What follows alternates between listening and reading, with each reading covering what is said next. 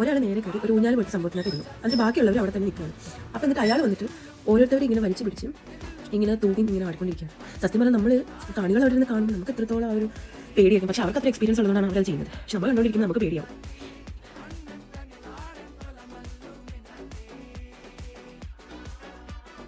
പിന്നെ അതുപോലെ തന്നെ ഓരോ ഷോ കഴിയുമ്പോൾ അടുത്തടുത്ത് അപ്പം വന്നുകൊണ്ടിരിക്കുകയായിരുന്നു. പിന്നെ ഈ പെണ്ണ് വന്നിട്ട് ഒരു എന്താ പറയുക, നല്ല ഫ്ലെക്സിബിൾ ആയിട്ടുള്ള ഒരു ബോഡിയാണ്. അപ്പോൾ അതുകൊണ്ട് തന്നെ നല്ല അടിപൊളിയായിട്ട് ഇങ്ങനെ ബാക്കൊക്കെ ഫിറ്റ് ചെയ്ത് അത് കണ്ടുകൊണ്ടിരിക്കാൻ നല്ല രസമുണ്ടായിരുന്നു. എല്ലാ ഷോയും ഒന്നും വെച്ചിട്ടാണ് എനിക്ക് പേഴ്സണലി തോന്നിയത്.